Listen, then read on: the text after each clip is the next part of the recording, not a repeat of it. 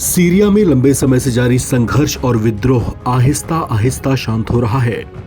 भीषण संघर्ष और हिंसा और आंतरिक युद्ध के हालात के बीच इस शांति की शुरुआत सीरिया में सत्ता पलट के साथ हो रही है। सीरिया के विद्रोहियों ने राष्ट्रपति बशर अल असद को सत्ता से हटाकर ही दम लिया।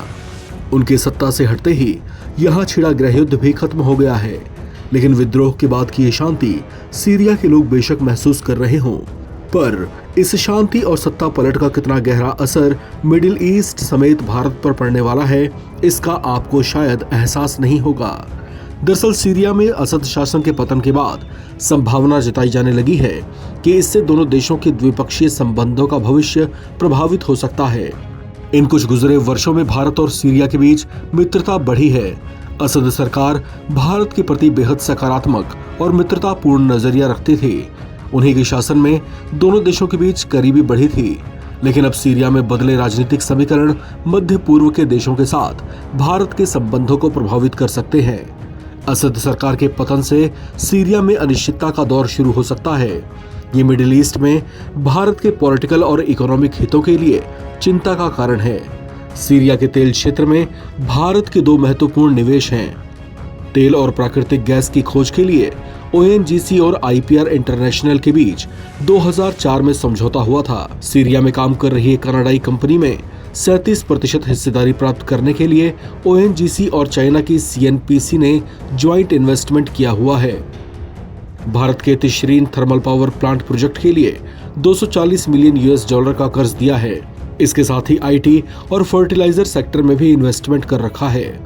भारत की योजना India gulf Suez canal, Mediterranean और लेवेंट यूरोप कॉरिडोर के निर्माण के बड़े इन्वेस्टमेंट की है।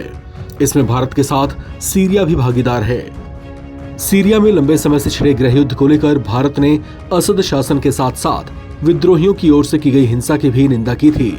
हालांकि अंतर्राष्ट्रीय पटल पर भारत ने कई वैश्विक मुद्दों पर सीरिया का समर्थन भी किया था। इसमें फिलिस्तीनी मुद्दा और गोलान हाइट्स पर सीरिया का दावा शामिल है। सीरिया ने कश्मीर विवाद पर भारत की स्थिति का समर्थन किया है। संयुक्त राष्ट्र में भारत ने सीरिया के खिलाफ प्रतिबंधों का समर्थन करने से इनकार किया था। कोविड महामारी के दौरान भी भारत ने मानवीय चिंताओं का हवाला देते हुए प्रतिबंधों में ढील देने की मांग की थी। भारत ने सीरिया में विदेशी ताकतों के हस्तक्षेप का भी विरोध किया है। भारत और सीरिया के संबंधों को ऐसे भी समझा जा सकता है कि जब 2011 में शुरू हुए गृहयुद्ध के चरम पर कई देशों ने सीरिया को अलग थलग सा कर दिया था, भारत ने अपने संबंध उस समय भी सीरिया के साथ जारी रखे थे। यही वजह है कि वहां पर पूर्व की असद सरकार भारत को अपना मित्र मानती थी। हालांकि वहां पर सत्ता पलट के बाद अब भारत और सीरिया के बीच संबंधों का भविष्य कैसा रहने वाला है, इस पर चर्चाएं जारी हैं। इस खबर में फिलहाल इतना ही। बाकी अपडेट्स के लिए आप बने रहें NBT ऑनलाइन के साथ।